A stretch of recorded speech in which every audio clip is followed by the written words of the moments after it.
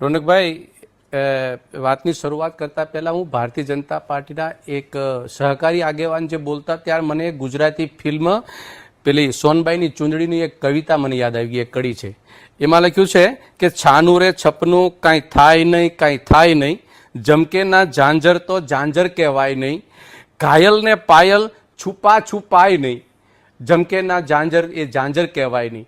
આ રોનકભાઈ, અમે લગભગ છેલ્લા 6 વર્ષથી તમારા જેવા સુપ્રસિદ્ધ ટીવી ચેનલની અંદર આવી અને અમે એવા પ્રશ્નોના સામના કર્યા છે તમારા કે તમે ક્યારેક અમને એવો સવાલ કરેલો છે કે તમારી પાર્ટી નેતા વગરની છે, નિયત વગરની છે, નેતૃત્વ વગરની છે.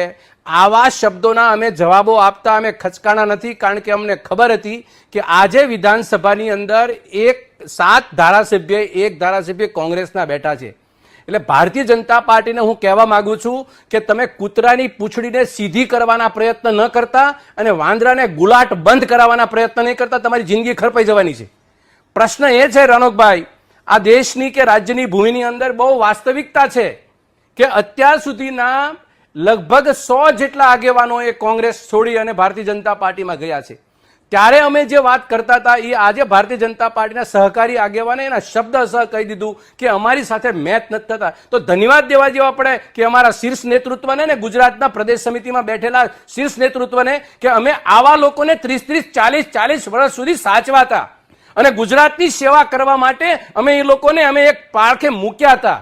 પરંતુ ન કરે નારાયણને પરિસ્થિતિ સર્જાણી, લાલચ, લોભ અને કઈ ને કઈ બીજી પ્રવૃત્તિને લઈ રાજનીતિમાં દરેક રોનકભાઈ લોકો આવે છે, કઈ ને કઈ અલગ અલગ મનસા લઈને હોય છે. હું એવો દાવો અહીં કઈ નથી કરતો કે મારા બધા કોંગ્રેસમાં દૂધે ધોયેલા છે અને ભારતીય જનતા પાર્ટીમાં બધા આવા છે, પણ વાસ્તવિકતા ગુજરાતની જનતા માટે આ એક અરીસા સમાન બાબત છે કે જ્યારે 7 ધારાસભ્ય 1 કોંગ્રેસના બેઠા છે અને ભારતીય જનતા પાર્ટીના લોકો શું કહેતા હતા, અમારે દેશની અંદર કોંગ્રેસ મુક્ત કરવી છે.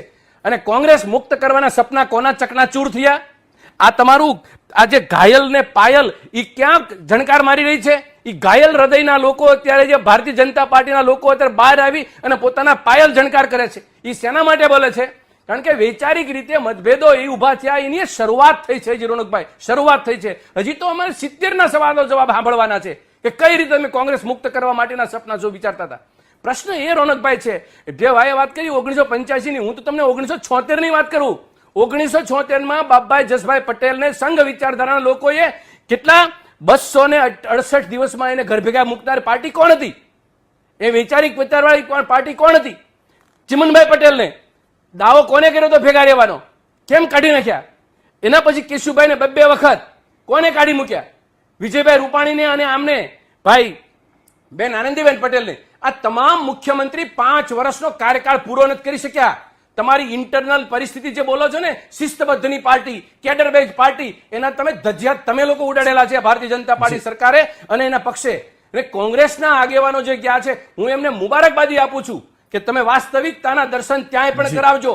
જે પહેલી પાટલી અને પહેલી બેચ ઉપર ને વચ્ચે બેસતા હતા, તમે આજે 4થા ક્રમે બેસો છો. એનું કારણ તમને તમારું પરિણામ મળી ગયું. હું ભારતીય જનતા પાર્ટીની સરકાર એ દેશની કે રાજ્યની હોય, એ સરકાર દેશના ખેડૂતો માટે કે યુવાનો માટે, મહિલાઓ માટે કામ કરે, નહીં કે રાજનીતિ માત્ર ને માત્ર કરે. 25-27 વર્ષ થયા, તમારે એવી કઈ ઘટ પડી ગઈ કે 60 થી વધુ ધારાસભ્ય એક્સ અને એમપી લેવાની રાજ્યસભાની ચૂંટણી આવે અને 5 ઉઠાવવાના, રાજ્યસભાની ચૂંટણી આવે 6 ઉઠાવવાના. અને કઈ પરિસ્થિતિ તમારી નાજુક હતી. અને એક બાજુ તમે કેડર બેઝ પાર્ટીની, વિશ્વની સૌથી મોટી પાર્ટી, અને દર વખતે ભૂખ તમને ધારાસભ્યો ખરીદવાની. આ વાસ્તવિકતાને લઈ ગુજરાતની જનતા હવે આવનારા દિવસોની અંદર તમને આ રીતે જોવા માંગે છે. જે ગોવાભાઈ સાહેબ છે કે કોઈ પણ વ્યક્તિ છે, એ વ્યક્તિગત ટિપ્પણીમાં હું એટલા માટે નથી પડતો કારણ કે પરિસ્થિતિ તમને વધુ અનુભવ થવાનો છે. એટલા માટે હું શબ્દ પ્રયોગ કરું છું કે ગુજરાતની અંદર ભારતીય જનતા પાર્ટીએ ક્યારેય તે વાંદરાને ગુલાટ ખાતો બંધ ના કરવો જોઈએ. તમારા ગુલાટ ખાશે જ અને તમારે કૂતરાને પૂંછડીને સીધી કરવાના પ્રયત્ન નહીં કરતા, નહીતર એ પરિસ્થિતિ તમારે સામનો કરવો પડશે. જવાહરભાઈ હોય કે એક્સ હોય કે વાય હોય, આ લોકોની સાથે કોંગ્રેસે તન મન ને ધનથી કામ કર્યા છે.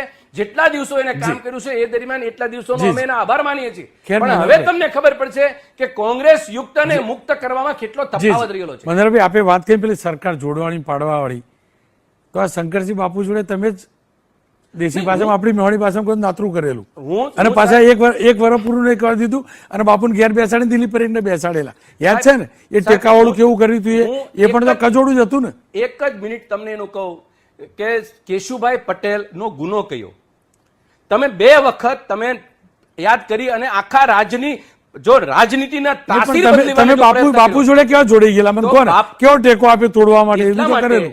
એટલા માટે રોનકભાઈ કે જે દિવસે શંકરસિંહ વાઘેલાએ જ્યારે આ વાત મૂકી ત્યારે એના મિનિમમ કોમન એજન્ડાના ભાગે મૂકી હતી અને એ પરિસ્થિતિને ગુજરાતની પરિસ્થિતિને ધ્યાને લઈને પાર્ટીએ યોગ્ય અને ઉચિત નિર્ણય લીધો હતો. ખેર